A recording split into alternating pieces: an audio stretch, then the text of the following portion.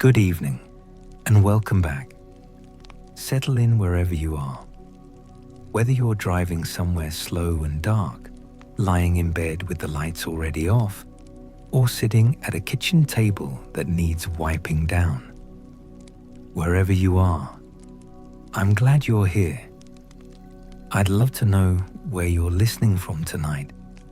Drop it in the comments if you feel like it, because it always moves me to know how far this reaches. Tonight, we're going into the desert. We're going into the oldest rituals of blood and release, into the smoke of a world where sin was a physical thing you could press your hands onto and send away. Tonight we're talking about Azazel.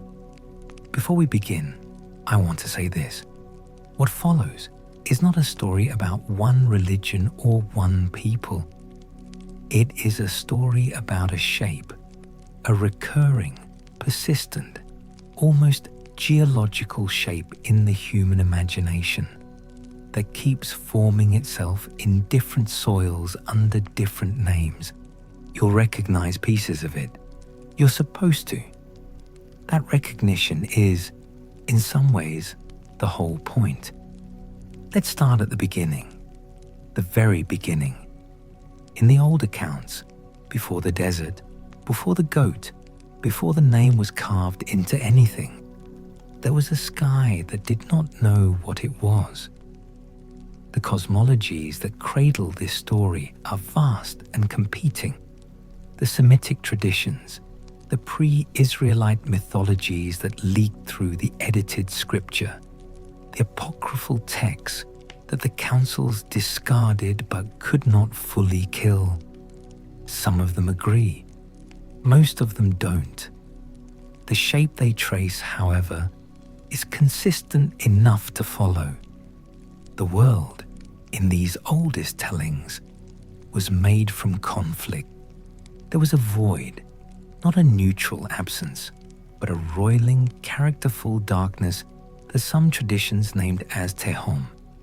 The deep, a word cognate with the Babylonian Tiamat, the chaos sea, the monster who had to be split open before there was anything at all. The making of the world was not an act of serene creation. It was an act of violence first and order second, and some of what was divided off never stopped wanting to be reunified. Into this newly divided world came the divine hierarchies. The traditions are inconsistent here, and inconsistency is where the truth usually lives. Some say the sons of God, the Bene Elohim, the heavenly court, the watchers and the judges and the ministers, were made before the world and witnessed its creation, shouting for joy at the morning stars.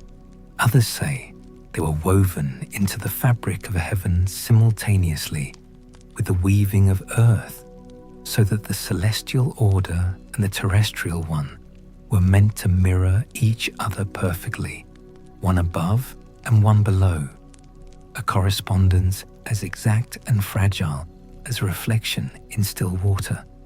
The sky was layered, not one heaven, but 7 or 3, or an uncountable architecture of ascending chambers, each filled with particular kinds of beings whose natures were calibrated to their altitude.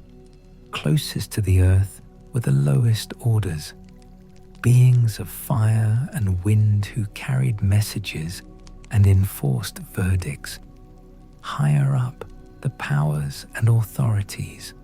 Higher still, things whose names were too dangerous to say in daylight.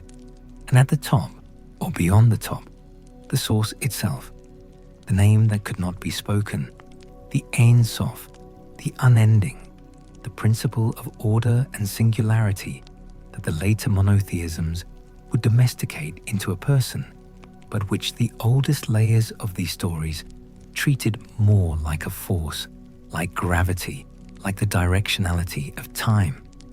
Among the hosts of heaven, the watchers occupied a specific place. They are mentioned only briefly in canonical scripture. A shimmer, a shadow, a few verses that the editorial traditions of the final redactors tried to domesticate into something safe. But in the texts that didn't make it through, the Book of Enoch above all, they are described with tremendous precision. The watchers were 200 in number, the texts say. They were stationed at the boundary between the celestial and terrestrial orders, appointed to observe humanity and report upward. The word for what they did, watching, contains both surveillance and witness, both oversight and presence. They were meant to see without touching. They were designed for proximity without contact. This is always how the fall begins. There is a particular peak, Hermon, in the northern reaches of the Promised Lands, a mountain whose name is built on the same root as the word for anathema, for that which is set apart under a curse. And it was here, the texts say, that the watchers descended. They came down from their stations.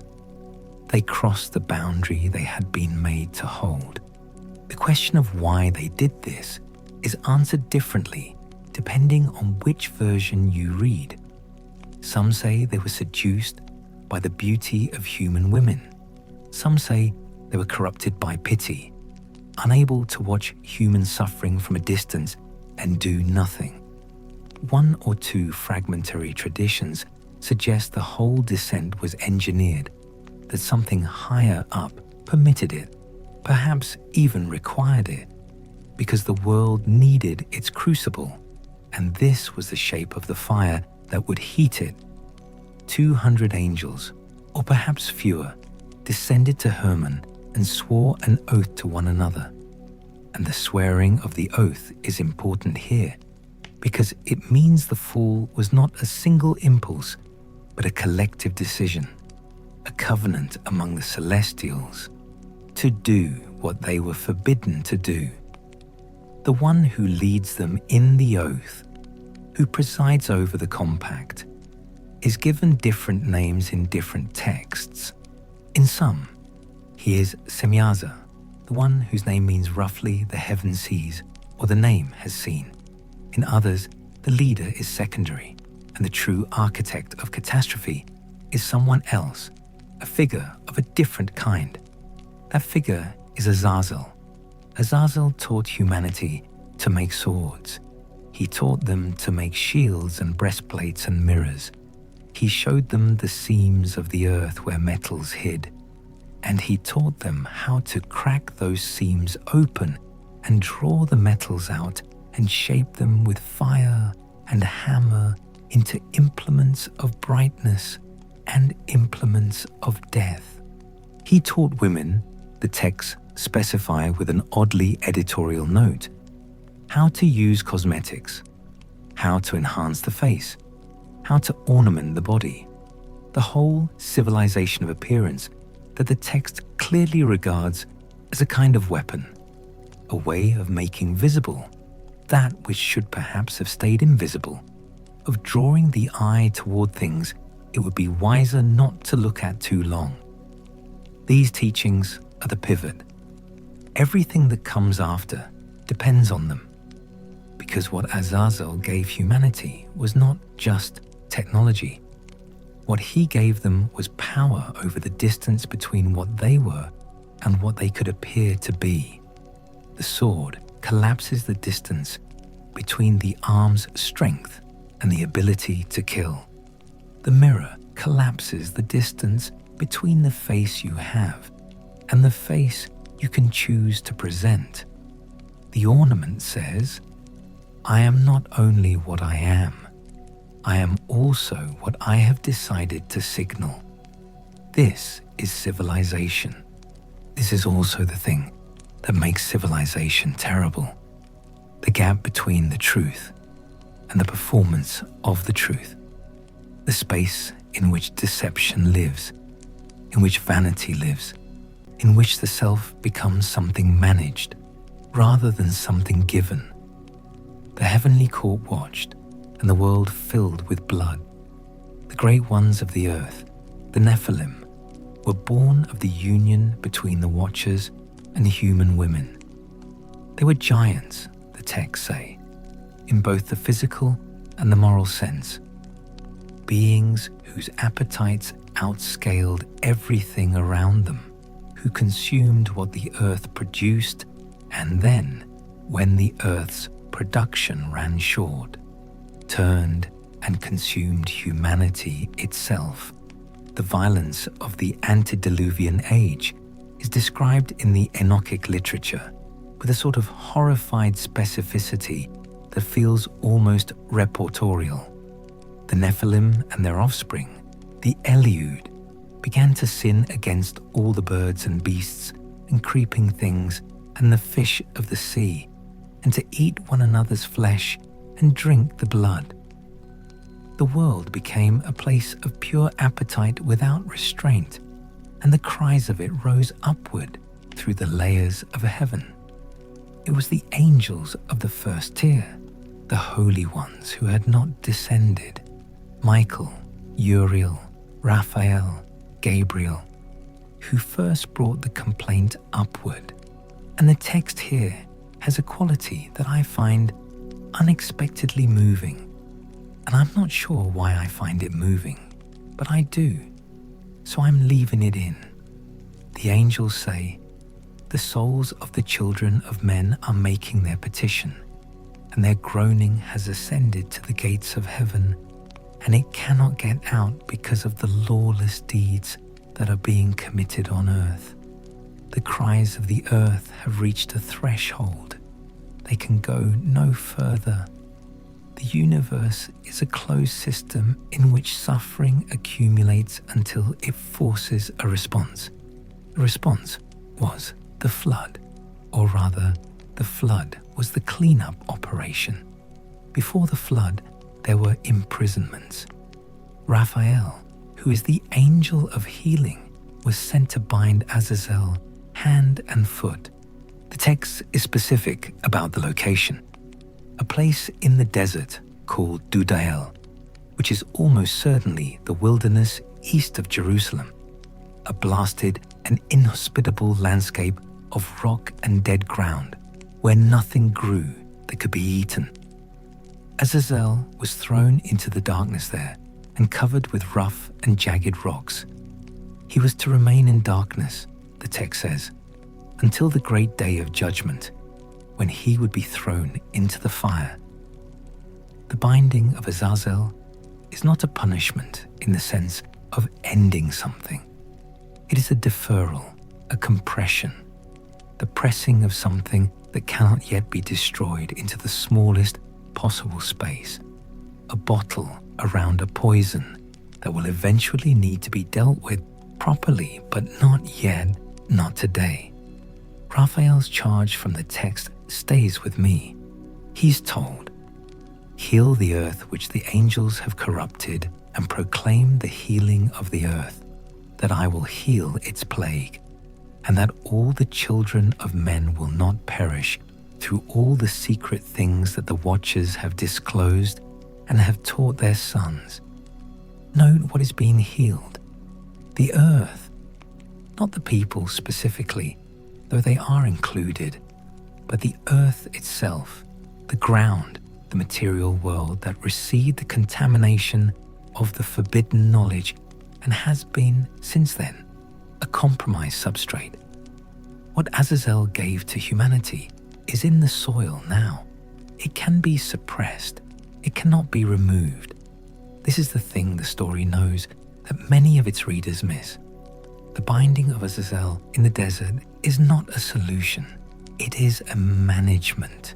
The knowledge remains. The gap between appearance and reality, between the performance and the truth, that gap is now part of the structure of human civilization, and no flood and no binding will close it. Now we need to talk about what follows. The world after the flood is a different kind of world, quieter in its violence perhaps, more organized in its disorder. The Nephilim are gone, or most of them are gone. The text hedges with an asterisk that opens the door to the giant-killing narratives of later scripture. The Watchers are in their various prisons. Humanity is still here, smaller and more humble, starting again on a washed earth with whatever it managed to carry from before. What it carried was the knowledge. The power dynamics of the post-diluvian world have a different texture than the chaos before. What had been naked appetite, the Nephilim simply taking what they wanted because they were larger than anything that could stop them, now becomes something more structured, more ideological. Power in the new world requires justification. It requires a story that explains why some should rule and others should be ruled. This is where the religious political complex begins to emerge, and it is inseparable from the Azazel material, because what Azazel taught humanity to do, the technology of weapons, the technology of appearance, is precisely what makes that complex possible and also makes it deadly. The great empires of the ancient Near East, the ones whose shadows fall over the scripture that contains the Azazel myth, were not simply political organizations. They were cosmological claims. When the king of Babylon called himself the beloved of Marduk, or the earthly representative of divine order, he was saying something about the structure of reality, not just the structure of society. The order of heaven and the order of earth were supposed to mirror each other, and the king was the hinge between them, the point at which the celestial legitimized the terrestrial. This cosmological kingship is the thing that makes political power sacred and therefore unchallengeable. It is also the texts that surround the Azazel myth suggest a usurpation, because if the original order, the order before the descent, before the flood, before the teaching of forbidden knowledge, was one in which the divine and the human were separated by a clear and maintained boundary, then every system of power that claims divine sanction is, in a sense, using the language of the original corruption to legitimate itself. The sword that Azazel taught humanity to make has been in the hands of every king who ever claimed the gods were on his side. The mirror that Azazel taught women to use has been in the hands of every court that ever deployed the spectacle of power, the robes, the crowns, the ceremonies, the architecture designed to make the ruler seem more than human.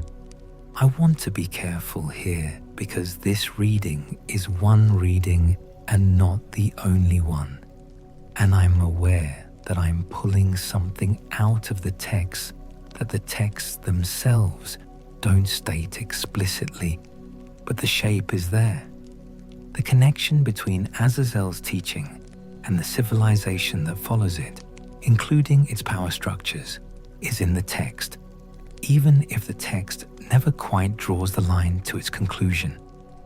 The line that the texts do draw, explicitly, specifically, in a ritual form that is so precise, it suggests centuries of practice before anyone wrote it down, is the line to the scapegoat.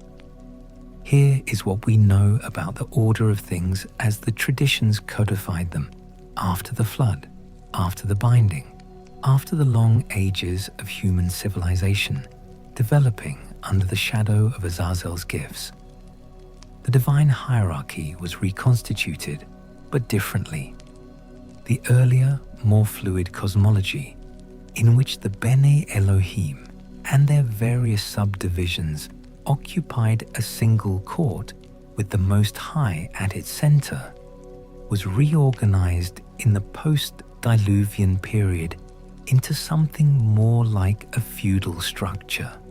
The nations of the earth, 70 nations in the tradition, a number that stands for totality, were assigned to the care of individual divine beings, patrons or overseers or princes, while the people of Israel were taken as the direct possession of the highest divinity.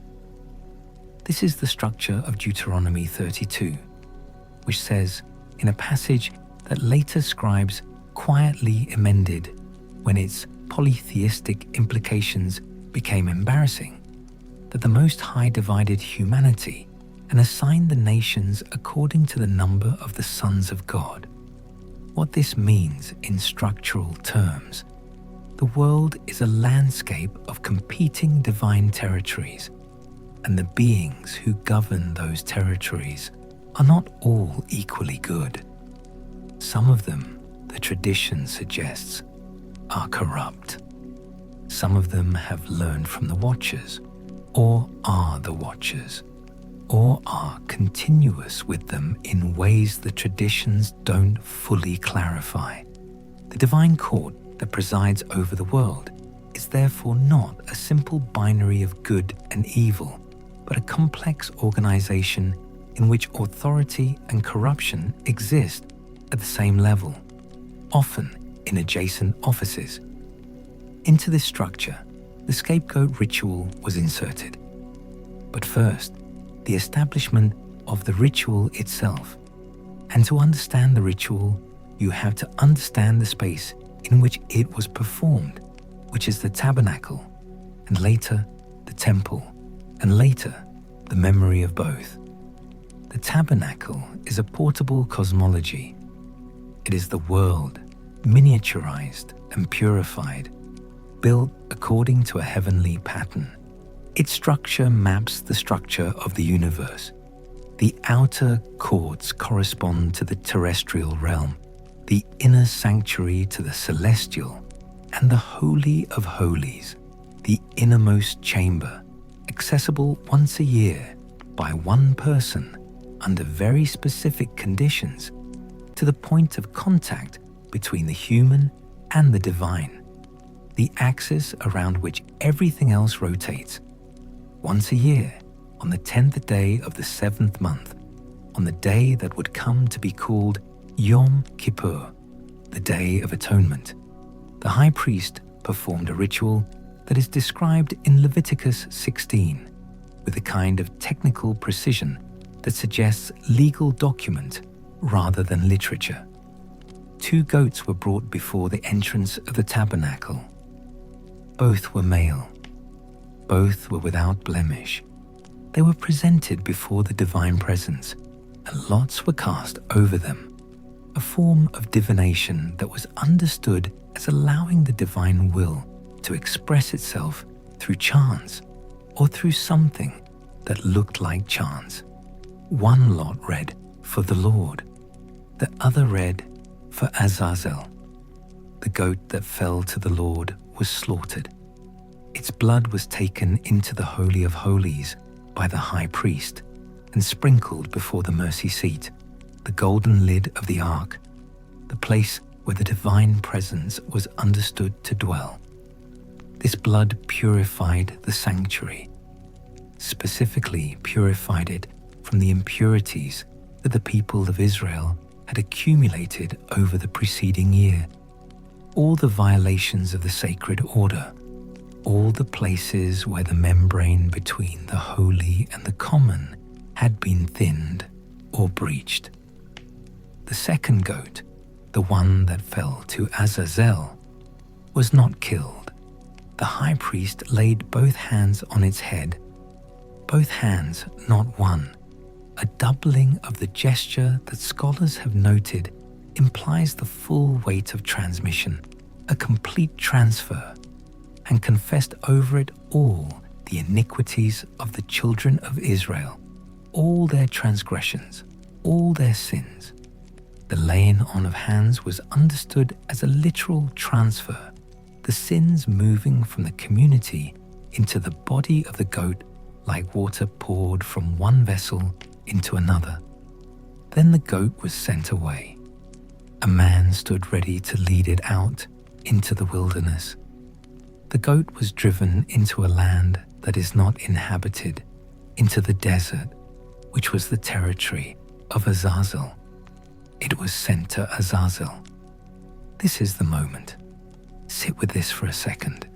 The sins of the community were gathered up, physically loaded onto an animal, and sent to the being who was, in the tradition, responsible for having introduced the conditions that made sin possible in the first place. The sins were being returned to their source. There is a logic here that is almost beautiful in its bleakness.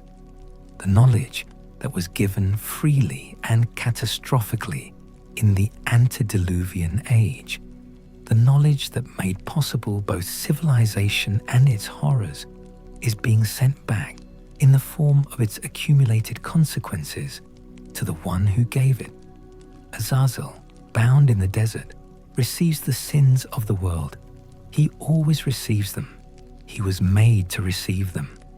Later rabbinic elaborations specify that the goat was driven to a cliff and pushed off. The goat does not arrive in the wilderness intact, does not wander the desert, and eventually die of thirst. It is destroyed at the boundary, shattered on the rocks. Some traditions say that a crimson thread was tied to the goat's horn, and another crimson thread was tied to the door of the sanctuary, and a third was tied around the scapegoat's neck, and that when the goat was pushed from the cliff, the thread at the sanctuary door turned white, a sign that the atonement had been accepted, that the transfer was complete. The crimson turning white, the blood debt acknowledged and discharged. The sin sent back to the one who ceded the condition for sin, and the world, for another year, made clean. Now I need to pause here. Let me collect the thread, because what I have just described is the structural logic of the ritual. But the ritual contains something more complicated than logic, and I want to make sure I don't glide past it in the interest of coherence.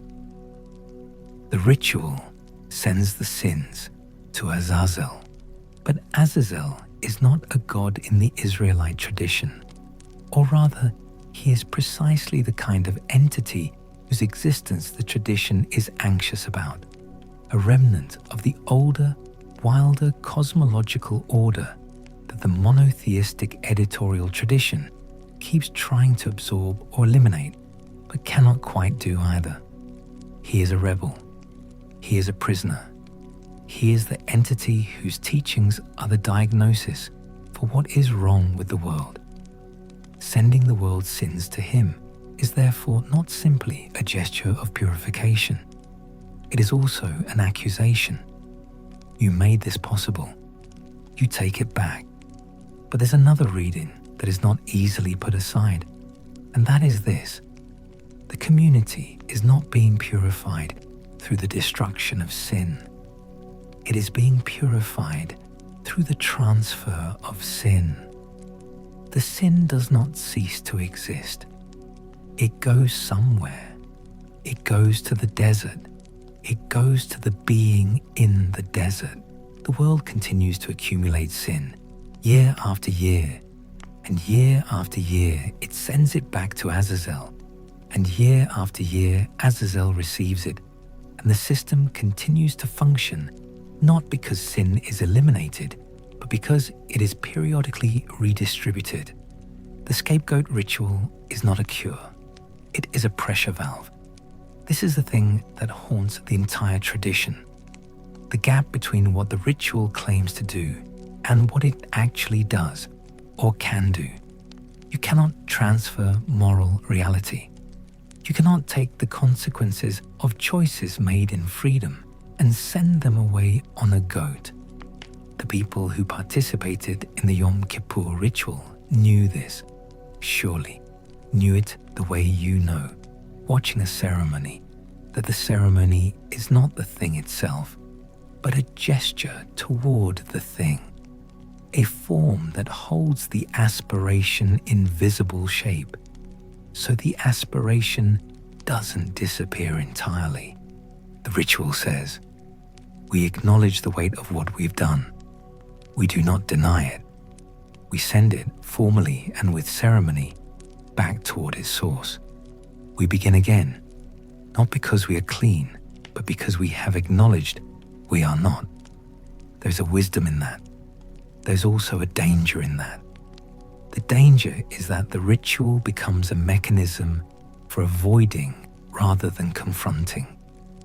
If you can send your sins away on a goat once a year, you can spend the other 364 days not thinking too hard about them. The ritual becomes a technology for sin management rather than sin transformation. It becomes, in other words, one of Azazel's gifts. Now I want to move through a series of figures because the Azazel story does not exist only in the ritual and the cosmic narrative. It exists in the lives of the people who inhabited it, who were formed by it, who were sent into the wilderness by it and never quite came back. The first figure is Enoch. Enoch is one of the strangest figures in the entire biblical apocryphal tradition, and I have spent more time with him than almost any other figure in this material, partly because the texts about him are genuinely extraordinary, and partly because he is so stubbornly hard to see clearly. The canonical mention of him is almost insultingly brief. In the genealogy of Genesis 5, between the long-lived patriarchs with their centuries of begetting and dying, Enoch appears with a notation that is unlike any other in the list. He walked with God, the text says, and he was not, for God took him. 365 years old, a solar year's worth of years, which may or may not be significant, and then not. The texts that grew up around this laconic notation are vast. The first book of Enoch, which the Ethiopian Orthodox Church still treats as canonical scripture, is a composite document of enormous scope. It contains the account of the Watchers and Azazel. It contains cosmic journeys. It contains the Book of the Luminaries, which is essentially a manual of astronomical knowledge embedded in a revelatory framework.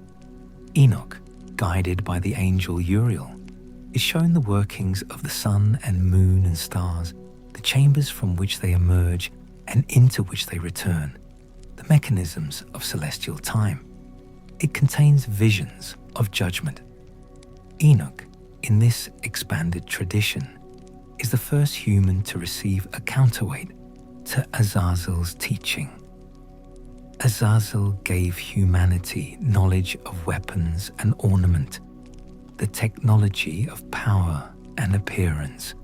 Enoch receives knowledge of the cosmos, the deep structure of time and light, the architecture of the heavens, the order beneath the order.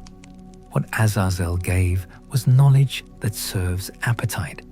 What Enoch receives is knowledge that serves orientation.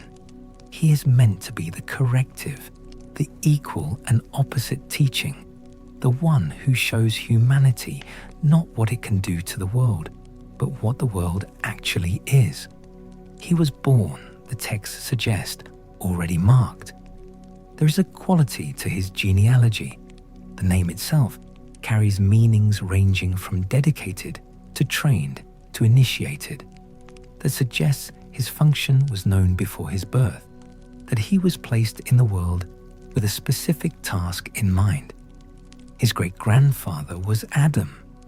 He was close enough to the first loss to know its weight, far enough from it to speak about it with something other than grief. He grew up in a world that was already showing the effects of the antediluvian contamination. The Watchers were already present or arriving. The knowledge was already beginning to spread, and his life was a sustained attempt to record what was happening and transmit it forward. His mentor, if you can call an angel a mentor, was Uriel, the angel of light, who showed him the chambers of the stars. The training was cosmological before it was ethical. He learned the shape of time before he learned the shape of goodness. And there is something right about that ordering, because the Enochic tradition understands moral disorder as fundamentally a disorder in time, a failure to see things in the right sequence, to understand that what seems like power now will be judgment later, that the arc of the cosmos bends toward accountability, even when the immediate view suggests otherwise. His task, as the texts frame it, was to testify. He was sent dramatically, almost comedically, by the Watchers themselves to intercede with the divine court on their behalf, to bring their petition to the Most High and return with whatever word came back. This is the great irony of the Enochic literature. The beings who fell through an act of collective will, who chose to cross the boundary and swear an oath to do so, find themselves unable to petition the divine directly, unable to access the court whose judgment they fear, and so they have to ask a human to carry their message for them. They chose humanity. Now they need humanity's help. Enoch brought their petition. The answer, relayed through the angels, was no. There would be no pardon. They had taught humanity impiety, and what they had made could not be unmade. Their petition for peace was denied. He returned to the Watchers with this verdict. And then something changed. He did not return to ordinary human life. The texts suggest he continued to walk in the space between, to travel the layers of the cosmos, to receive and record. What he accumulated, the knowledge of the Watcher's fall, the knowledge of the astronomical order, the knowledge of the coming judgment, was inscribed in books. Enoch, in the tradition, wrote 365 books, one for each year of his life, one for each day in a solar cycle, the library of the pre-diluvian world, pressed into text so that it would survive what was coming. And then he was taken, not killed, taken. His death, if it was a death, is the original exception, the template for the belief that some humans can be so fully aligned with the divine order that the ordinary mechanism of death does not apply to them, that there is a door in the fabric of mortality that opens occasionally for those who have walked closely enough with what is above to be received into it. He became, in the later traditions, the angel Metatron, the scribe of heaven, the one who sits at the right hand of the divine throne and records everything, the human who is taken up and transformed, the counterpoint to Azazel, who is cast down and imprisoned. One went up, one went down. One received and transmitted the order of the cosmos. One gave humanity the tools to tear that order apart. And in the space between them, humanity lives out its confused and brilliant and terrible history, trying to use what it received well, mostly failing, periodically returning the weight of its failure to the desert. A second figure is Moses. And I want to be careful here, because Moses is enormous, and I could spend the rest of this telling on him alone and still not do him justice. And there's another part of this story I need to reach, so I'm gonna have to be somewhat merciless with the selection. Moses was hidden at birth, placed in an ark of bulrushes, set afloat on the Nile, found by the daughter of the king who had ordered the killing of his kind. The pattern is ancient and will recur. The child who should have died, preserved by a woman, raised in the house of the enemy, growing up in disguise. He did not know for years what he was. He was Egyptian in his education, Hebrew in his blood, neither fully in his own understanding of himself. He killed a man in a flash of identification with the people he had been taught to think of as other. He fled into the desert. The desert is where everyone in this story goes when they need to become what they are. He went to Midian. He married. He shepherded. He was nobody for years, a man with a past he couldn't speak of and a future he couldn't imagine, tending flocks in the wilderness that bordered on everything. And then, on a mountain that was also the territory of boundaries, Horeb, Sinai, the mountain of the gods, the mountain whose fire is permanent. He saw what he saw and received what he received and was sent back. His mentor was the presence in the fire, which is not a mentor you can negotiate with or argue yourself free of. The task was the most ambitious task in the tradition, the liberation of an entire people from the most powerful empire in the world, followed by the formation of that people into something coherent enough to carry the knowledge forward. The tools he was given were not swords or mirrors. They were words, specifically words that carried the force of the divine order directly. Commands, in the most literal sense, the shape of the cosmic law made portable and human. What Moses navigated in the 40 years of the wilderness wandering was exactly the problem that Azazel's teaching had created.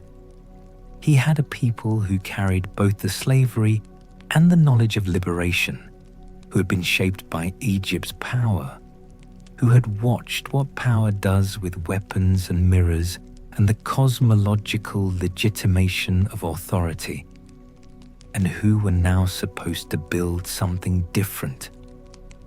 Not a new Egypt, not a new empire, something that knew the way to the scapegoat, that understood the mechanism of the Day of Atonement, that could build into its ritual calendar a regular, structured acknowledgement of its own moral weight.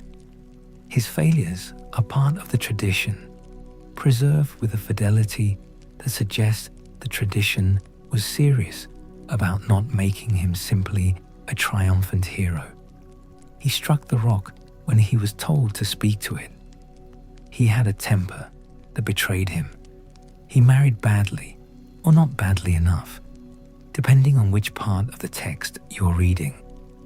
He could not enter the land he spent 40 years walking toward. He stood on the peak of a mountain, on the eastern side of the Jordan, and looked across at what would not be his. And then he died, and no one has ever found his grave. The land not entered, the reward not received, the labor completed, the beneficiary not himself, but the people who came after. This is the pattern the tradition keeps returning to. The full cost of the task is borne by the one who performs it. The healing is for someone else. The gift is real. The giver does not get to enjoy it. The third figure is the high priest on the Day of Atonement. And I know this seems like a step down from Enoch and Moses, but I want to dwell here because this is the figure who lives inside the ritual, who embodies it year after year, whose body is the instrument through which the whole cosmological mechanism is activated. He does not have a name in the tradition that attached to the ritual, or rather, he has a name, whatever his personal name was, but in the text of Leviticus 16, he is identified only by his function, the Kohen Gadol, the great priest, the one who enters. The preparations for this day were extreme. For 7 days before Yom Kippur, the high priest was sequestered from his family and housed in the temple compound under the supervision of the elders. He immersed himself in water 5 times during the ritual day itself. He changed garments between the different parts of the ceremony. The golden vestments, the white linen, back to gold, back to white. As the ritual moved between its different modes, the public and the private, the celestial and the terrestrial, he was attended, examined, tested. The night before, he was kept awake by scholars who read to him all night to prevent him from defiling himself through a dream. All of this preparation for one act, the entry into the Holy of Holies, the innermost chamber, the place of the divine presence, carrying the blood of the Lord's goat and the incense whose smoke would fill the chamber and shield him from the direct sight of the divine. He stood at the intersection. He was the hinge. On one side, the accumulated weight of the community's failure, the whole year's worth of violations, transgressions, impurities, all of it pressing toward him. On the other side, the presence, the unmediated source, the thing that the incense smoke was specifically designed to shield him from because direct contact would kill him. He survived the entry. Year after year, the tradition records, he survived it. And year after year, he came out again. And the crimson thread turned white, and the people waiting outside received the news that it had worked, that the transfer was complete, that the weight had been discharged, that the mechanism had held. He emerged from the presence of what could not be looked at and said, "It worked. You can start again." And then, presumably, he went home. He saw his family. He ate something. The day passed and became the next day, and the next year began its accumulation. The fourth figure is Job. Job is the stress test for the whole system. He is the figure who holds up the mechanism of the scapegoat and the atonement and the divine order and asks with a thoroughness that is not quite polite, does this work? Is this real? What does it mean that the system of suffering and transfer and purification exists if it can be applied to someone who has done nothing to deserve it? Job was blameless, the text insists, perfect, upright. He feared God and turned from evil. He was, by every measure the tradition offers, the man the system was supposed to protect, the man who had made the right offerings, maintained the right relationships, kept the right observances. He had children and livestock and servants and a reputation. He was, in the language of his time, righteous. And then everything was taken from him. The frame story of Job is theologically scandalous in a way that later harmonizations have tried to smooth over but cannot quite manage. A member of the divine court, identified in the Hebrew as Satan, the adversary, the accuser, the prosecuting attorney of the divine tribunal, appears before the Most High and is asked where he has been. He has been going to and fro in the earth, he says, walking up and down in it. The image has the quality of surveillance, of systematic observation, of someone whose job is to notice fault. The Most High gestures toward Job. Have you considered my servant Job? He's perfect. He is blameless. Satan's response is devastating in its simplicity. Does Job fear God for nothing? You have put a hedge around him, around his house, around everything he has. You've blessed everything he's done. Of course he's faithful. You've made faithfulness cheap. Stretch out your hand and touch all that he has, and he will curse you to your face. This is the challenge that the tradition cannot dismiss, because it is a challenge about the foundation of the whole moral system. If righteousness is rewarded and wickedness is punished, if the universe is, at its core, a just mechanism, then the faith that emerges from that mechanism is indistinguishable from self-interest. You are good because it works out. Remove the working out, and what's left? Job's friends represent the system. They are, in their way, reasonable men, educated men, men who have thought carefully about the structure of the world and arrived at the standard answers. Suffering means sin. Sin precedes suffering. Therefore, Job's suffering is evidence of Job's sin. This is not malice. This is logic. It is the logic of the scapegoat ritual applied at the individual level. The weight of disaster must rest somewhere, and if it rests on you, it's because you bear it. Job will not accept this. Job was not trained by an angel or a burning bush. He was trained by his own suffering, which is a crueler education. He was given no vision, no revelation, no outside perspective from which to view his situation. He had only what he could see from inside it, and what he could see was, this is not what was promised. The system I was given to understand the world does not account for this. I am innocent and I am destroyed, and the world continues, and no one can explain it to me. And I will sit here in the ash and the open sores and demand an explanation. He got one, sort of. Out of the whirlwind, a voice came, and the voice asked, "Where were you when the foundations of the earth were laid? Where were you when the morning stars sang together? Do you know the laws of heaven? Can you bind the Pleiades or loose Orion's belt?" This is not an answer. This is a counter-question, a demonstration of scale, an insistence that the frame is larger than Job's view of the frame, that the mechanism he has been questioning is embedded in a complexity he cannot see from where he stands. It is also, the tradition quietly acknowledges without ever quite saying it, not a denial of his complaint. God does not say, "You're wrong to suffer." God does not say, "Your suffering was deserved."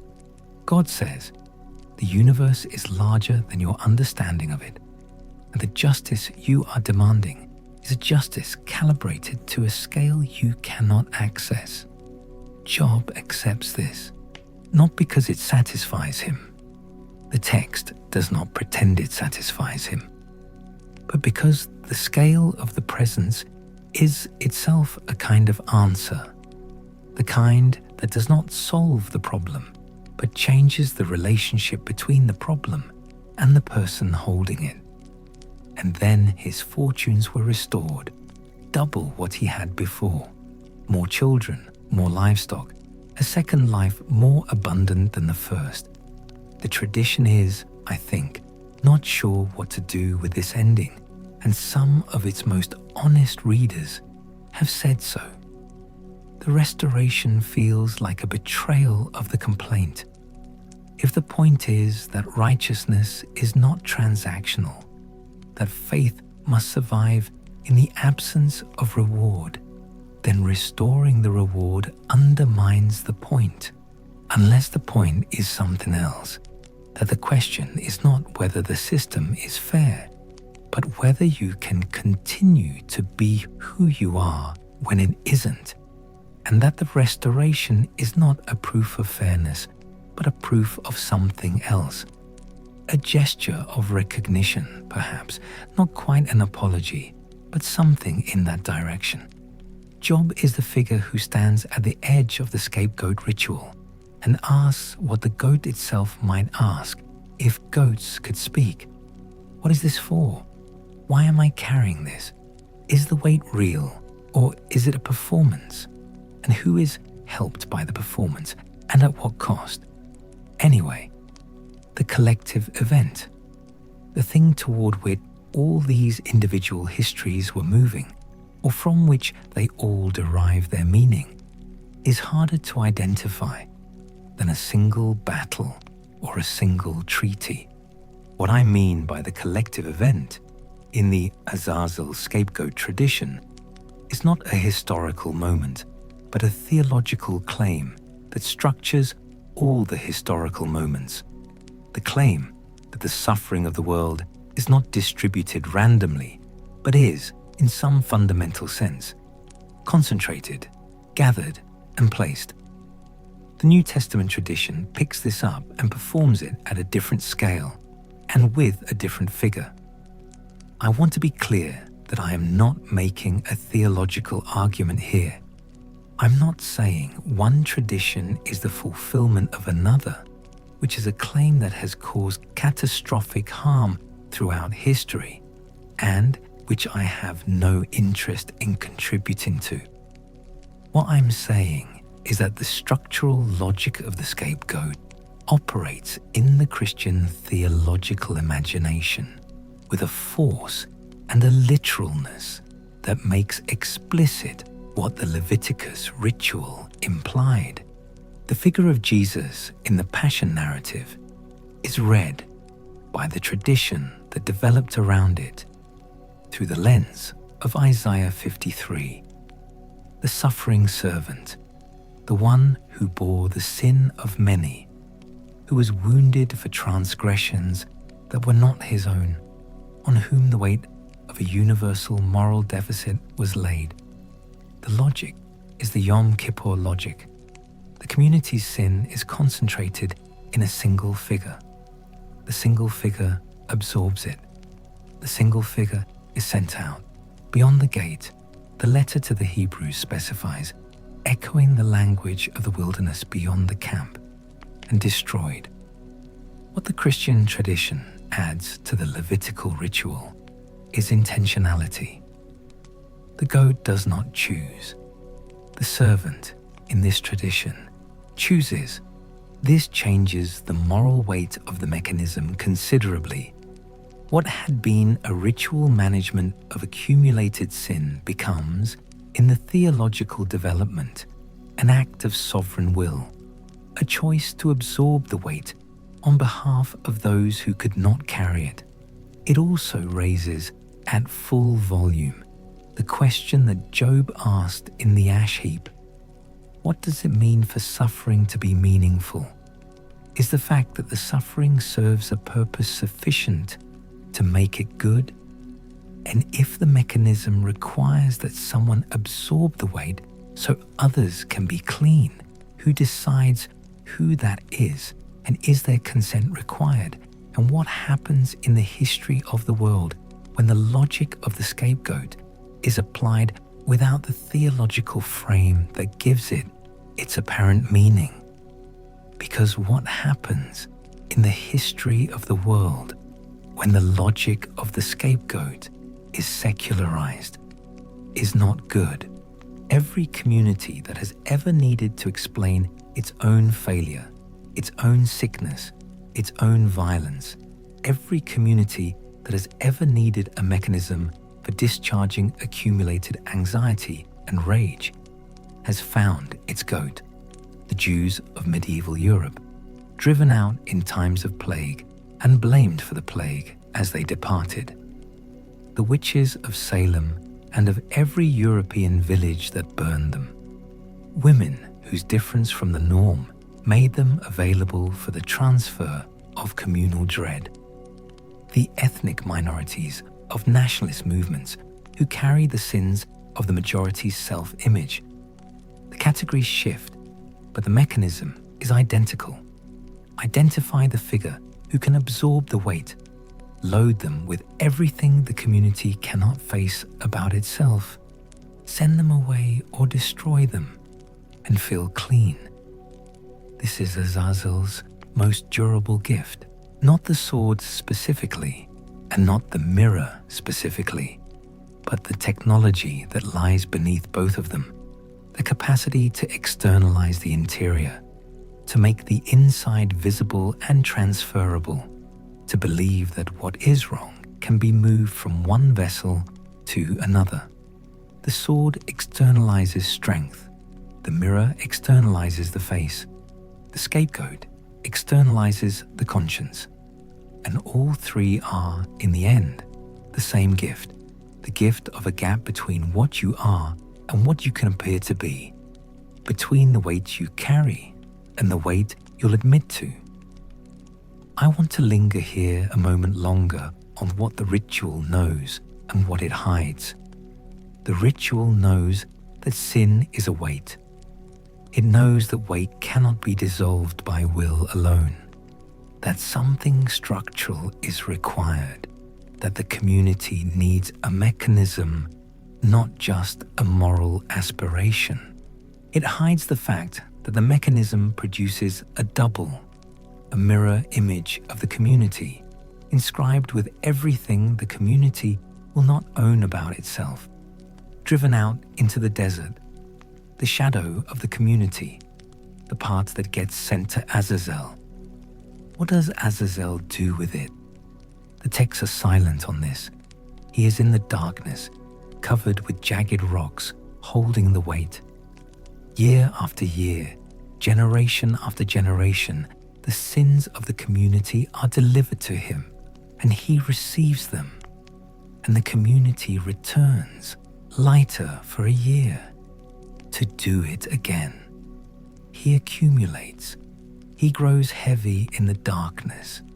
This is either a picture of a cosmic garbage disposal, the waste of the moral world channeled away from the community and stored in an appropriate vessel, or it is a picture of something considerably more troubling, the system that was supposed to manage the problem of Azazel's original teaching by sending its consequences back to him, is instead feeding him.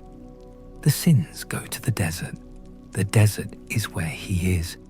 He grows stronger with each delivery. If that reading is right, and I am not saying it is right, I am saying it is available in the texts. It is a possibility the tradition opens without quite entering.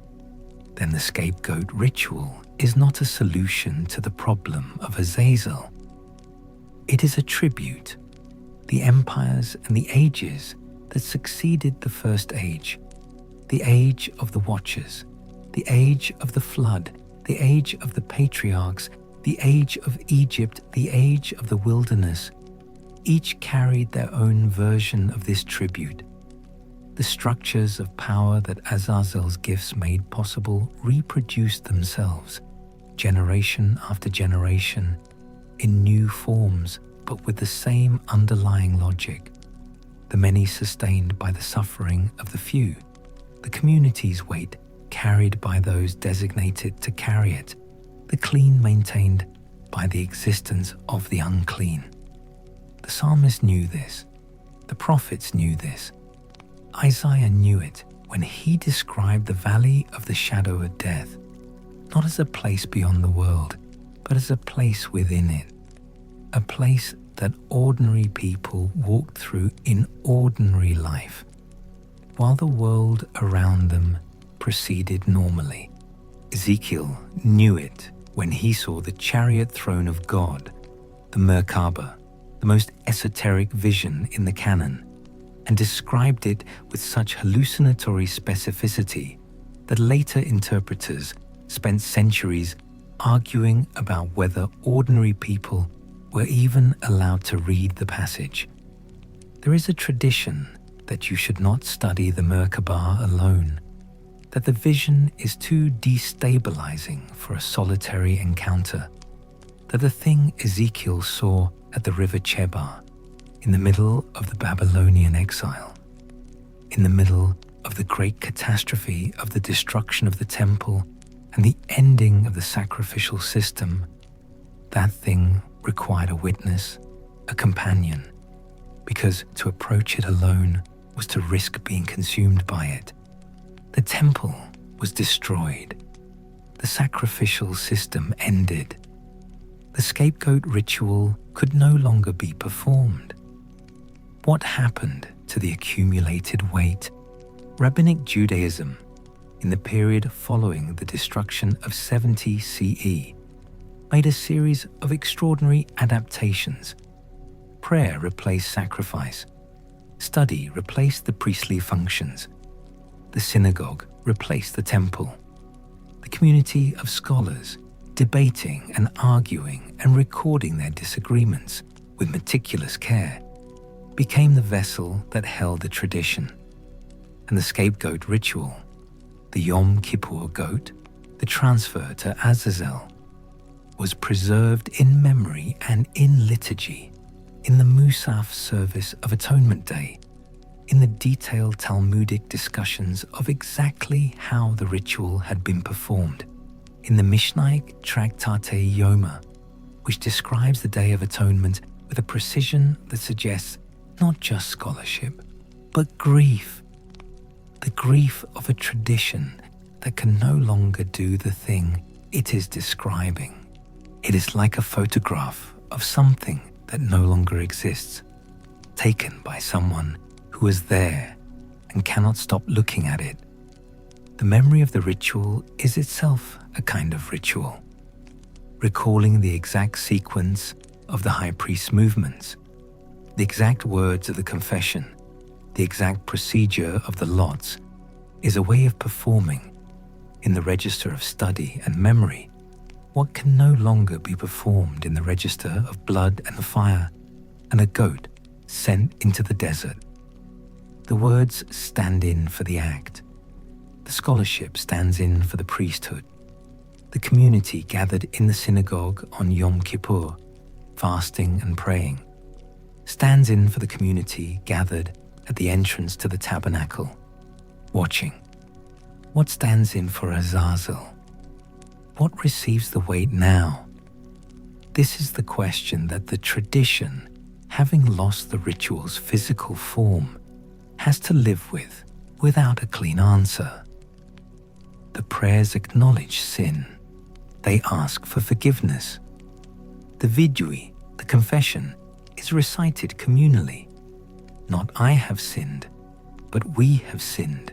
The whole community confessing together, the weight shared across the body of the people. But there is no goat, there is no desert, there is no figure in darkness who receives the transfer.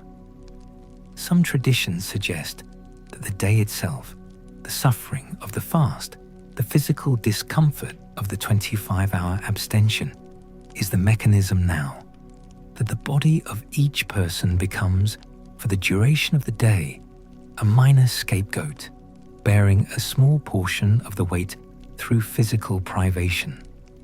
Others suggest that the sincere intention of the heart, the real turning, the teshuvah, the return, is sufficient, that the moral reality of genuine change accomplishes what the physical ritual accomplished symbolically.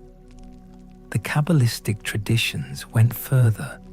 The mystical literature of medieval Judaism, building on the ancient Enochic cosmology, placed Azazel in a framework of cosmic evil that made him the particular adversary of holiness. The left side, the empty shell, the realm of the klipo, the husks or shells that surround and obscure the divine sparks that are present in everything. The sins sent to Azazel in this framework were not just community waste management. They were cosmic transactions in the ongoing war between the organizing principle of the universe and the entropic principle that works against it.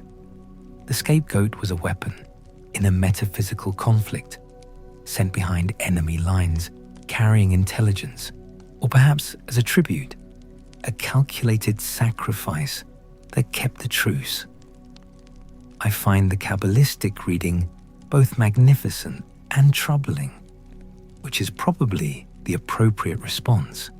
Magnificent because it takes seriously the idea that evil is a structure, not just an absence, that the left side of the cosmic tree is as real as the right side, that the Azazel principle is not simply human moral failure, but something built into the architecture of a universe that includes the possibility of freedom and therefore the possibility of catastrophic choice. Troubling because the move from evil has structure to evil has rights is shorter than you'd like, and the history of esotericism is littered with the wreckage of people who decided that since the left side is real, they should investigate it closely, and then more closely, and eventually became indistinguishable from what they were studying. Anyway, the modern inheritance of this tradition is stranger than almost anyone acknowledges. The word scapegoat entered English in the 16th century via William Tyndale's translation of the Bible as a rendering of the Hebrew La Azazel, a somewhat confused rendering, since Tyndale may not have recognized that Azazel was a proper name, a destination, rather than simply a description. Regardless, the word entered the language and almost immediately detached from its theological context and became a general term for the mechanism it described, the one onto whom a community displaces its guilt. By the time René Girard formalized the theory in the late 20th century, the scapegoat mechanism had been transformed from a religious ritual into an anthropological constant. Girard argued that the founding violence of human societies, the original act of collective killing that precedes the formation of community, that creates cohesion through shared participation in violence, was the mechanism from which all sacrifice derived. The scapegoat is not just a religious institution. It is the foundation of the social. Communities are built on the graves of the selected sacrifice. The ritual is the domesticated form of what was once a spontaneous collective killing. Azazel is not a demon in the desert. Azazel is the deep structure of how groups function. I'm not going to adjudicate between Girard's reading and the theological readings that preceded him, partly because that adjudication would require another several thousand words, and partly because I'm genuinely not sure the adjudication is possible. What I want to note is that the appearance of the scapegoat mechanism in secular anthropological theory is itself a form of the thing the meta-kapanish bölümleri in the old narratives always insisted on, the archetype Yeshua. The archetype lives. The pattern keeps forming itself in new contexts because it is not a local religious datum, but a feature of the human imagination's encounter with a problem it cannot solve. How do you handle the weight of collective failure in a community that depends on collective action? You need someone to bear it. You need somewhere a desert. The desert is always there. The desert is the place beyond the community, the space where the normal rules are suspended, where the mechanisms of civilization do not operate, where a man can become a prophet or a devil or nothing at all. Every tradition has its desert, the wilderness of Sinai, the Jordan wilderness, where a later figure fasted 40 days, the empty quarter of the Arabian Peninsula, the Gobi, the Siberian steppe, the Arctic expanse. The desert is the outside of the inside, the territory of everything the community has exiled, including Azazel, including the weight of the year's sin, including, eventually, everyone who proved too difficult to accommodate. Jesus was driven into the desert by the Spirit. The Gospel text says, immediately after his baptism, immediately after the declaration of divine approval. The sequence is jarring. Beloved, in whom I am well pleased. And then, 40 days, no food, the devil asking questions. The adversary in the desert is the same figure who appeared before the throne in the frame story of Job, asking questions about the genuineness of faithfulness when the conditions are sufficiently stripped away. The desert is where the test happens. The desert is where you find out what's true. It is also in the geography of the Azazel tradition, the place where the adversary lives, the adversary who receives the sins, the adversary who is, in a sense, everything the community cannot admit about itself, given a name and a location and a territory. What fascinates me, and I realize I've been circling this without quite landing on it, is that the Azazel tradition doesn't straightforwardly condemn the desert. The desert is dangerous. The desert is where the adversary is. The desert is where you go when you're driven out, when you're carrying the weight, when you're the one chosen to bear what the community cannot. But the desert is also where Moses received the commandments, where Elijah received the still small voice, where John the Baptist prepared the way, where every figure who came back with something true had first gone to be emptied. The desert gives and the desert takes. Azazel is in the desert and the divine is in the desert. You cannot sort them cleanly from here.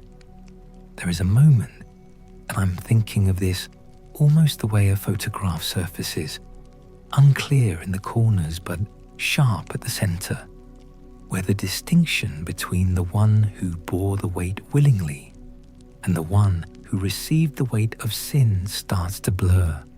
The scapegoat and Azazel, the sent and the receiver. The desert is big enough to hold both. The mechanism requires both. The story would not function if either were absent. I want to close with what I think is the most honest reading of this material, and then with something softer. The honest reading is this: the scapegoat mechanism in all its forms, ritual, theological, anthropological, political, is a human response to a problem that does not yield to human solutions. The problem is that guilt is real, that moral weight is real, that the consequences of choice accumulate and cannot simply be willed away, and that communities cannot function under the permanent awareness of their own accumulated failure. Something has to give. The mechanism, in whatever form it takes, gives the community a technology for release, a valve, a goat, a ritual, a figure, a class of people, a theology. The honest reading also acknowledges that every version of this mechanism has a cost that the community finds it convenient not to examine too closely. The goat goes to the desert. The sins remain. Azazel receives the weight and is, in some sense, defined by having received it. His identity in the tradition is inseparable from his function as the recipient. The mechanism does not solve the problem. It redistributes it.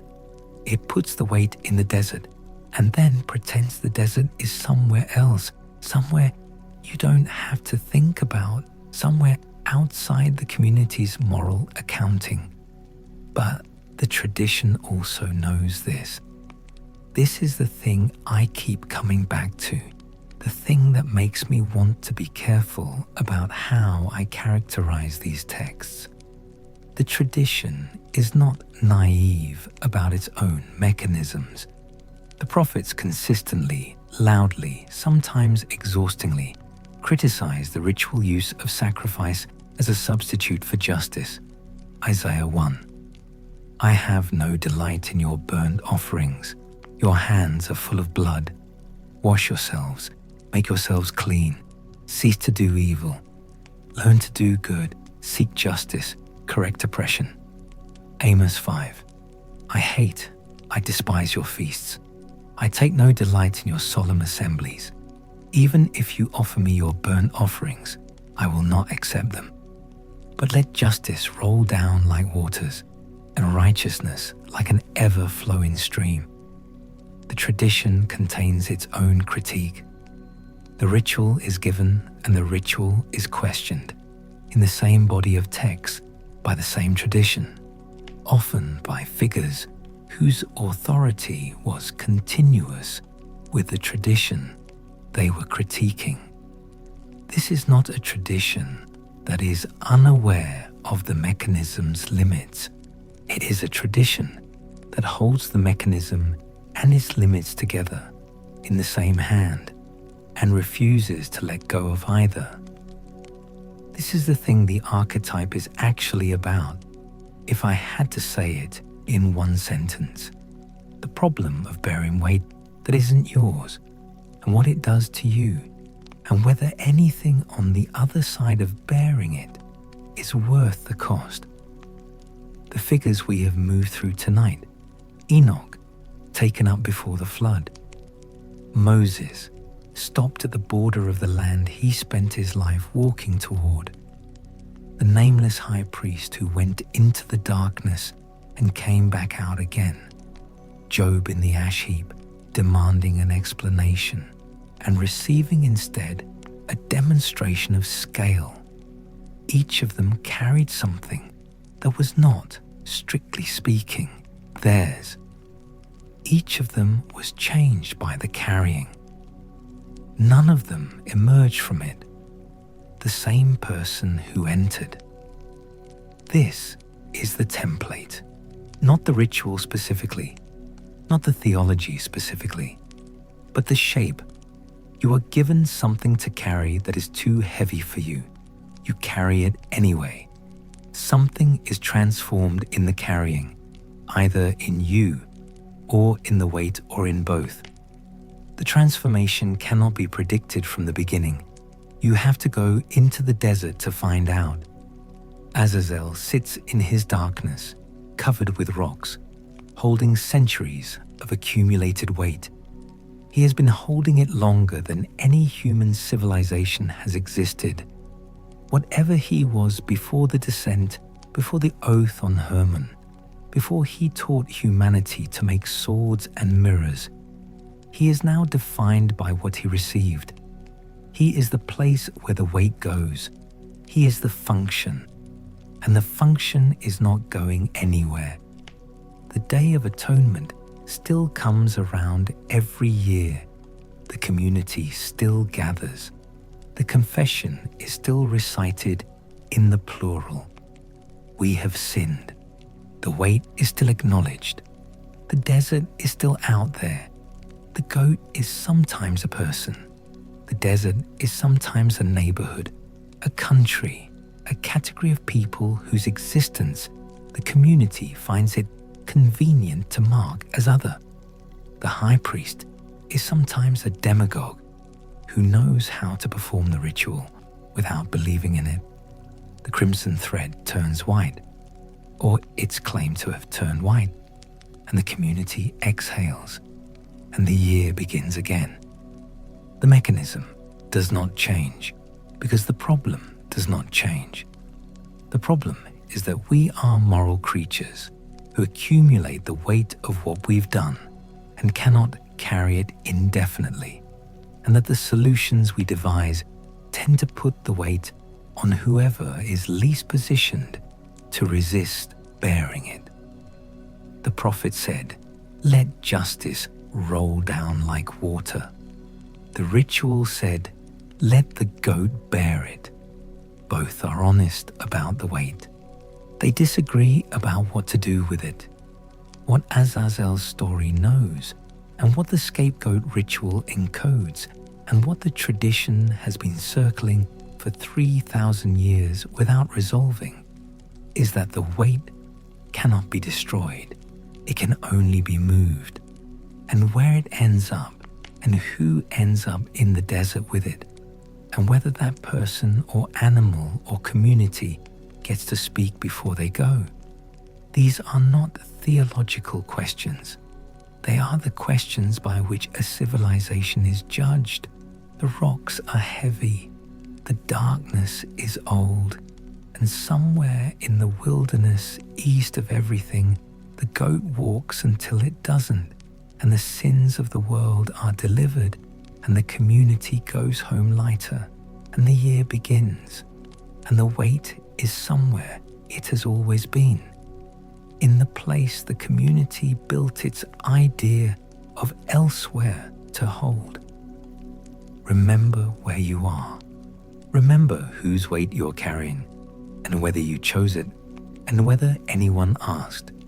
Remember that the desert has a geography, and that Azazel has coordinates, and that the mechanism only continues to function as long as no one asks too directly where the goat actually went.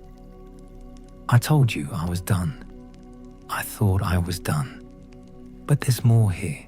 There's always more. And I made a promise at the start of this that I wouldn't leave anything essential in the drawer. So let me go back.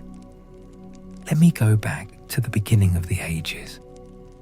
In the traditions that surrounded the Azazel material, layered over it, under it, pressing against its walls from the outside, there was a theory of time that is worth slowing down for, because it reframes everything that follows.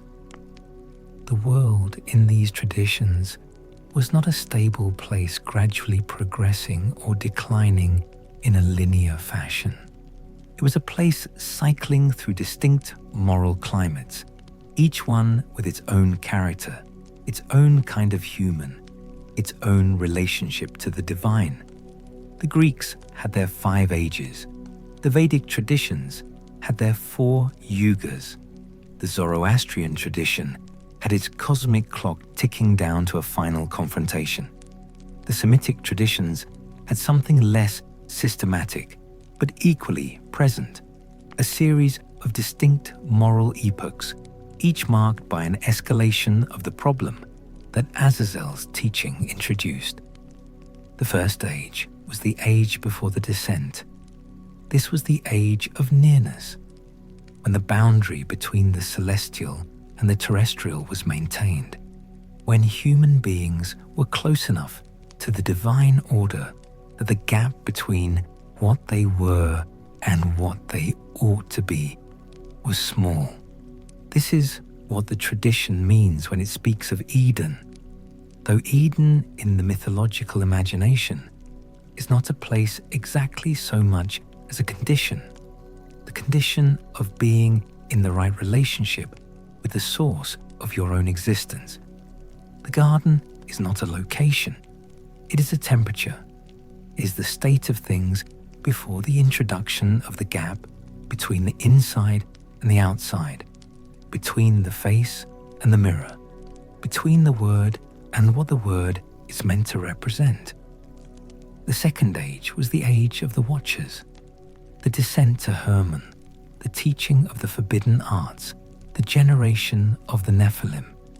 This age is characterized by excess. Everything is too large, too strong, too hungry. The appetites of the Nephilim are the appetites of civilization made literal. When you give an organism access to unlimited resources and no limiting principle, it will consume everything available. The Nephilim ate what the earth produced. When it ran short, they ate each other.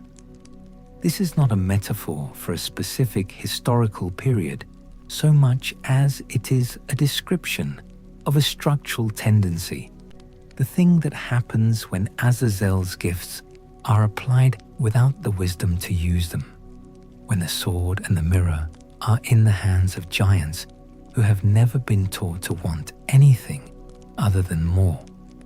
The third age began with the flood and ended with the tower. It was the age of the covenant, or rather, the age of the attempt at covenant, the trial run of the new relationship between the divine and the human, the period in which humanity got to demonstrate whether what it had learned from the flood would stick. It didn't. The Tower of Babel, that monument to the unified will of humanity directed at the wrong object, is the symbolic endpoint of the post-diluvian experiment. The languages were scattered, the unity was broken. The nations were distributed to their various divine stewards, and the particular history of one people among the nations began to unfold separately from the general history of humanity. The fourth age was the age of the patriarchs, which is the age of the personal covenant, the covenant with individuals and their families before it was extended to a whole people. This is the age of Abraham, of Isaac, of Jacob, of the strange night at the ford of Jabbok, when Jacob wrestled with something, an angel, a man, a divine being whose name he could not obtain, and came away limping, renamed, marked. The age of the patriarchs is the age of the small-scale test. Can the mechanism of relationship between the divine and the human work at the level of a single family? Can the moral weight be carried by one person at a time? The answer the tradition gives is yes, imperfectly, with considerable collateral damage, but yes. The fifth age was the age of Egypt, which is the age of the organized state applied to the descendants of those patriarchs. This age demonstrates what happens when Azazel's gift of the sword and the power of the organized polity are applied to a people who don't control them. Egypt is the world of Azazel's teaching without the corrective. Its power is real, its monuments are real, its capacity to organize human labor at scale is real, and it is all deployed in the service of what? Of the pharaoh's claim to divine status, of the cosmological legitimation of an oppressive hierarchy, of the monument and the performance of power. The mirror, writ large in stone. The sixth age is the wilderness, which is the most peculiar age, the age that no one would have designed if they were designing this from outside. The people are free, and they don't know what to do with freedom. They have been shaped by slavery for 400 years, and their moral imagination is a slave's moral imagination, calibrated to endurance, to the navigation of power from below, not to the exercise of freedom from within. The wilderness is the place where the slave generation dies, so the free generation can be born. But it is also the place where the entire experiment nearly collapses a dozen times, where the people ask to go back to Egypt, where they build a calf of gold because the presence in the fire is taking too long on the mountain, where they send 12 spies into the land and 10 of them come back with fear instead of faith. The wilderness generation is the scapegoat generation. They bear the weight of the transition.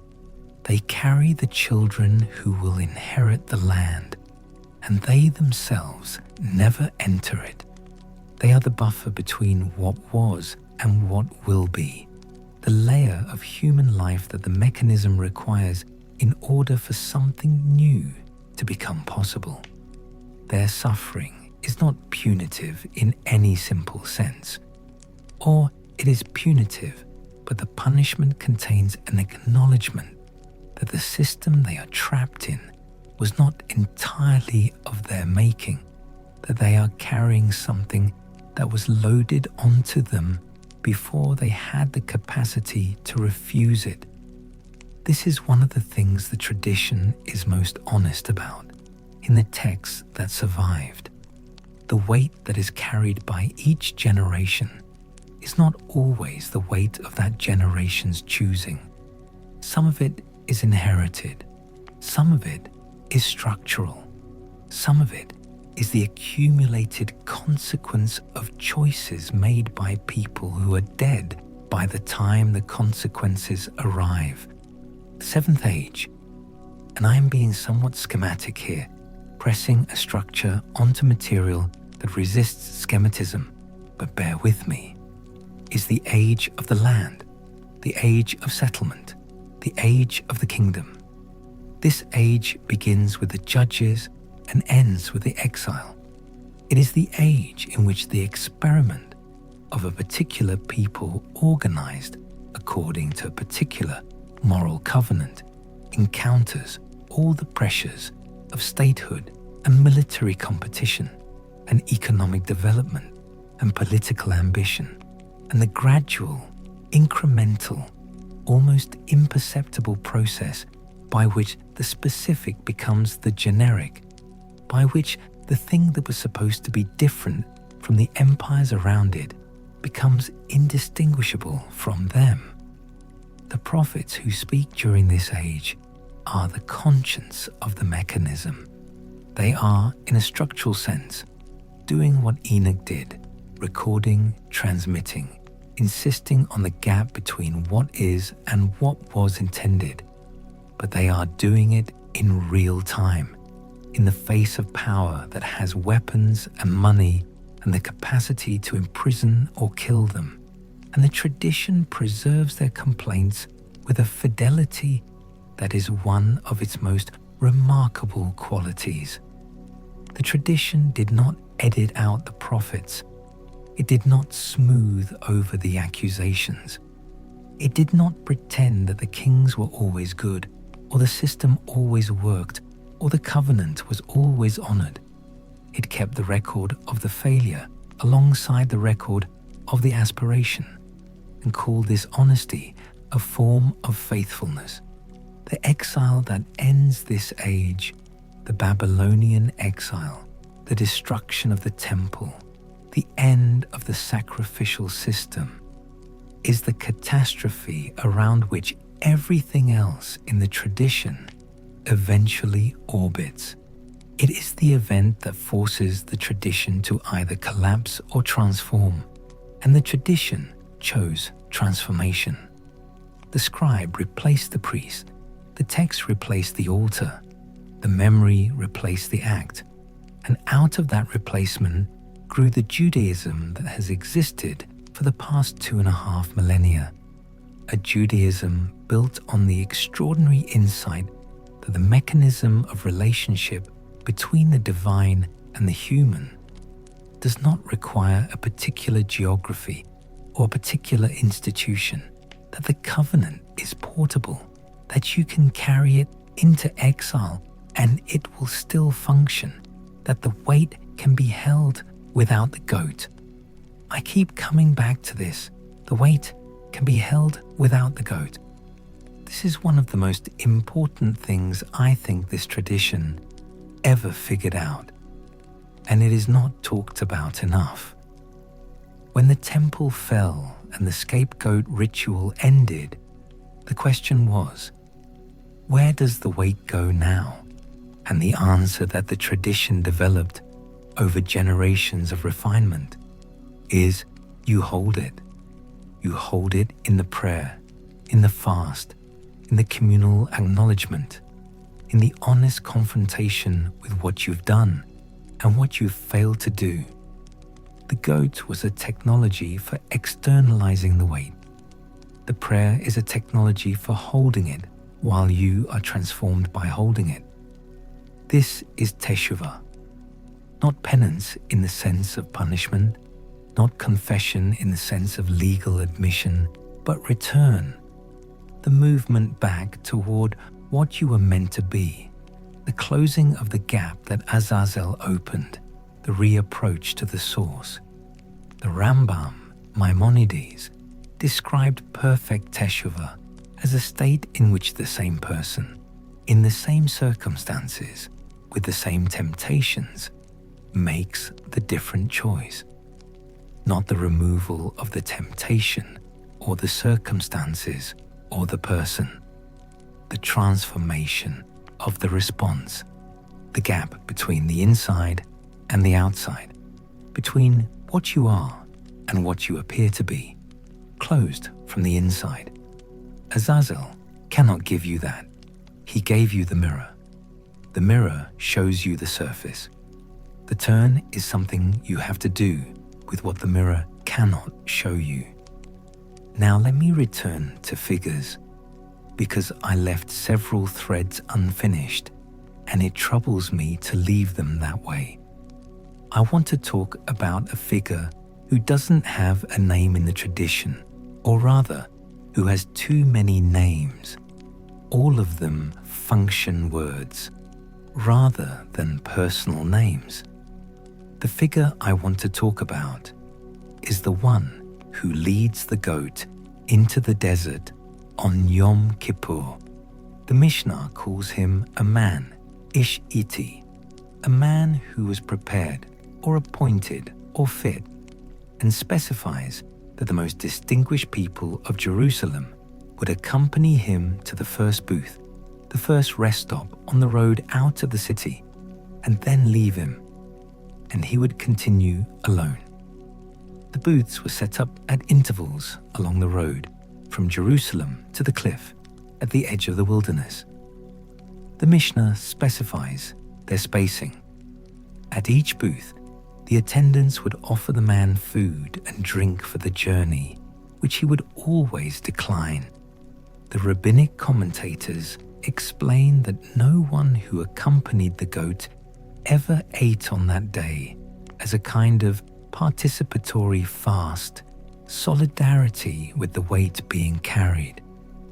He walked through a landscape that was progressively emptying of human support.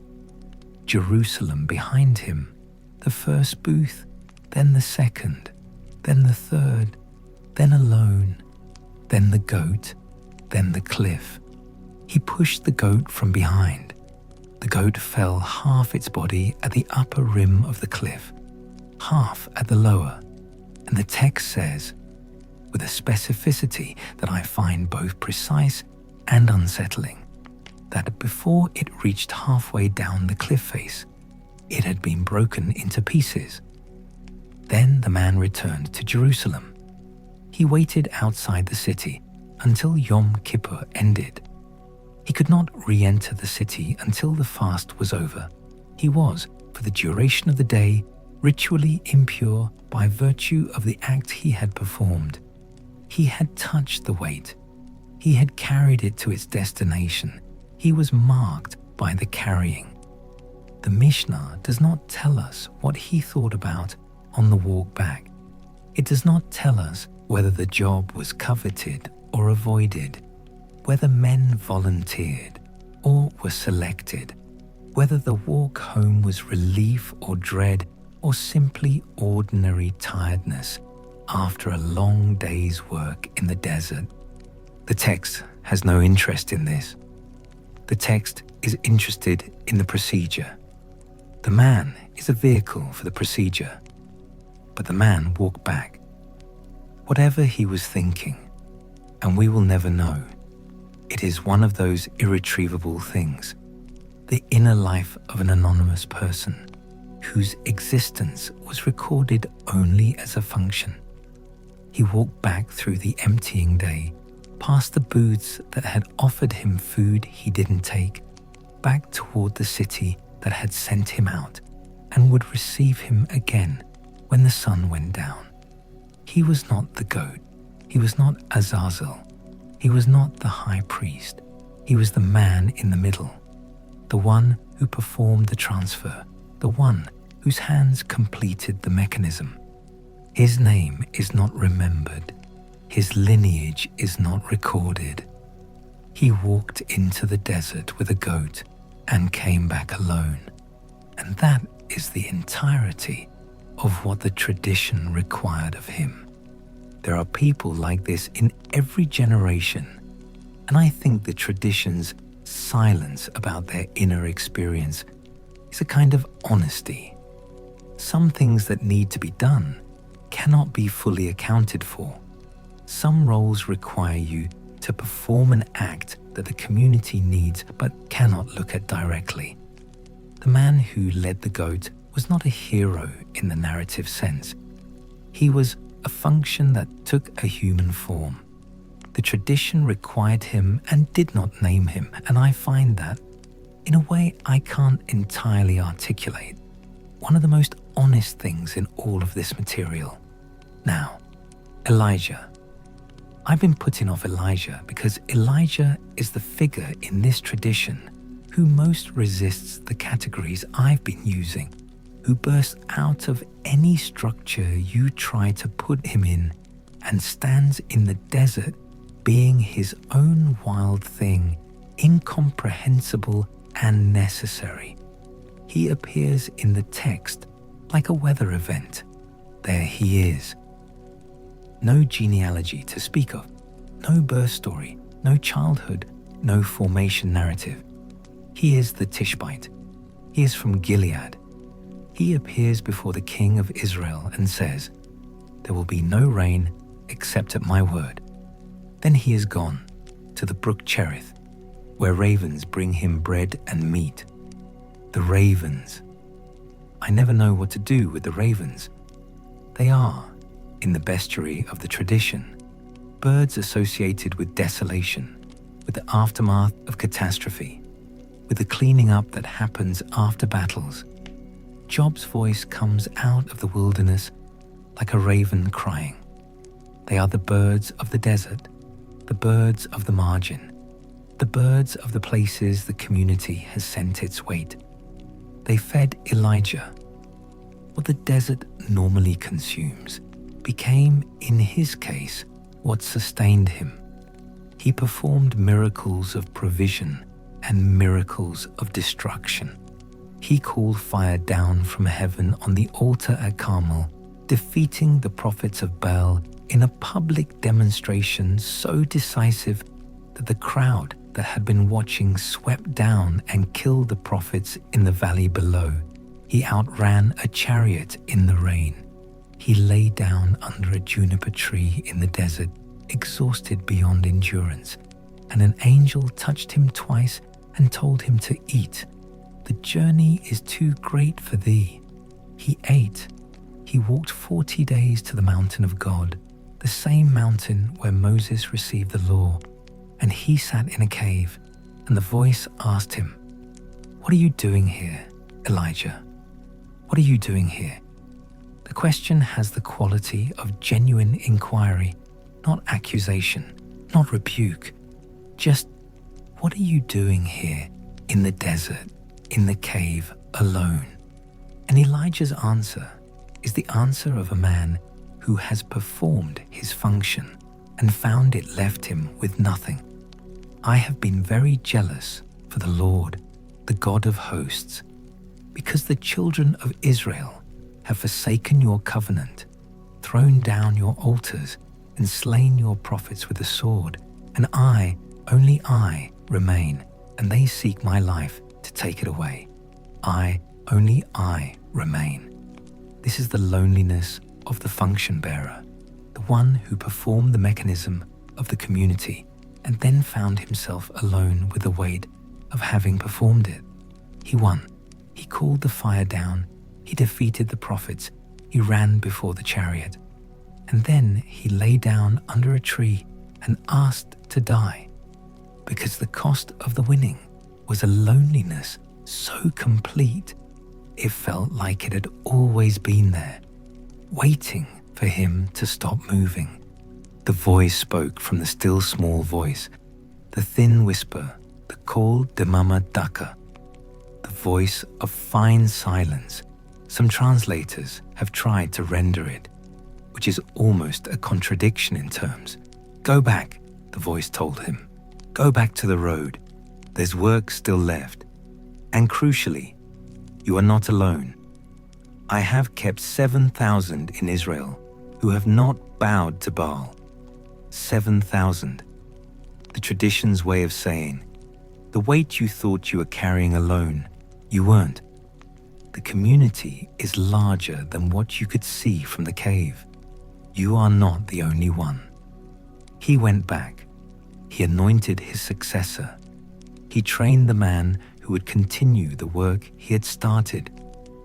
He walked east with Elisha, who followed him with the particular intensity of a disciple who knows the teacher is almost finished, who is watching and recording and waiting.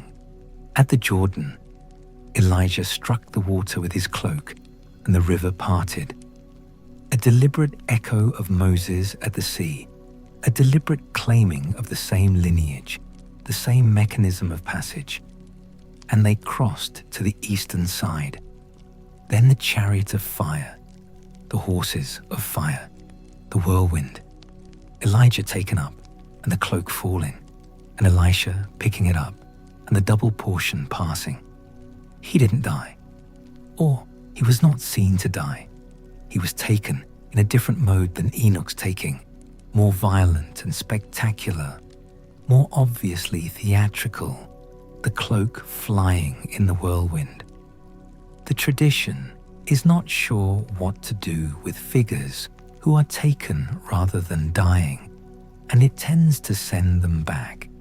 Elijah, particularly, was expected to return before the great and terrible day, the messenger who would prepare the way, who would turn the hearts of the fathers to the children and the hearts of the children to their fathers, who would arrive before the final reckoning and make the final preparation. He stands at the edge of the tradition, waiting. At every Passover Seder, a cup is set for him and the door is opened, a gesture of readiness, an invitation, a recognition that he might come any time, that the mechanism he embodies is not finished. He has been waiting at the edge for a very long time. The weight of being the eternal returner, the one who comes back at the moment of maximum crisis. This is its own kind of desert, to be expected perpetually, to carry the fire back one more time, to outrun the chariot one more time, to stand on the mountain and hear the thin whisper one more time, to come back from the dead or from wherever you went and find that the community still needs what you carried. The weight does not diminish, it accumulates. Year after year at Passover, the door opens and the cup is poured and the invitation is made. He has not come yet, or he has come, informs the tradition continues to argue about. And the argument itself is the form of his presence. What I find myself returning to now, near the end of this, and I am near the end. I can feel the end approaching the way you feel a destination approaching through the dark, is the question of the interface between the mechanism and the individual, the place where the structural logic of the scapegoat meets the irreducible particular of a specific human life. Because the mechanism is not abstract, the goat was a specific goat. The high priest was a specific man. The man who led the goat was a specific man whose name we don't know. Job was a specific man who did not choose to be the test case for the tradition's theory of suffering. Enoch was a specific human being who, for reasons that the tradition can gesture toward but not fully explain, walked closely enough with the structure of the cosmos to be absorbed into it. Elijah was a man who lay under a juniper tree and asked to die, and the tradition preserved that moment not because it was triumphant, but because it was true. The mechanism needs individuals.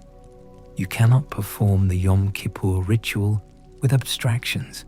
You need a priest and a goat, and a man willing to walk to the edge of the desert and go a little further. The cosmic drama of sin and atonement and the transfer of weight. It all comes down, in the end, to specific hands on a specific animal, on a specific day, and a specific man walking home through the afternoon light with the desert behind him and the city ahead, carrying nothing now or nothing visible, which is not the same thing as being clean. This is what I want to leave you with, because I think it is the most honest thing the tradition offers. The mechanism is real, and the individuals who inhabit it are real, and neither one fully explains the other. The structure does not tell you what it cost the person. The person does not tell you whether the structure works. You need both. You need the cosmic drama and the man walking home. You need the theology of atonement and Job in the ash heap demanding an explanation. You need the scapegoat ritual and the prophets who said the ritual is not enough. You need somewhere a desert, and you need to know who you're sending there. The archetype lives. It lives in the language. Scapegoat is in your vocabulary, whether you've read Leviticus or not. It lives in the political structure. Every society that has ever needed to explain a collective failure has found its Azazel, its designated carrier. It lives in the theological imagination. Wherever communities gather and try to be honest about the weight of what they've done, the shape of this ritual presses upward from below, the logic of the goat and the desert, and the transfer insisting on itself. And it lives in the desert. Azazel is still there, in the tradition's imagination, under the rocks, in the dark, holding, receiving, waiting for the day of judgment that the tradition promises but has not yet delivered. He has been waiting longer than any human institution.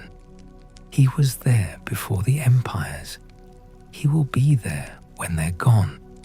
Some say the judgment will come as fire. Others say it will come as silence. Others say it will come as something no one anticipated. Something that doesn't look like judgment at all from the outside. Something that only resolves into its meaning in retrospect. When the weight is finally discharged and the desert is finally no longer needed because there is nothing left that needs to be sent away. I don't know which version is right. I don't think the tradition knows either. What the tradition knows is that the weight is real, and the desert is real, and the mechanism has been running for a very long time. And whatever it adds up to, whatever it was for, whatever the final accounting reveals about the cost and the value and the justice or injustice of who bore what, that reckoning is still coming. Until then, the door is open, the cup is poured, the desert is east of everything. Good night, wherever you are. Take care of each other on the way out, and I'll see you next time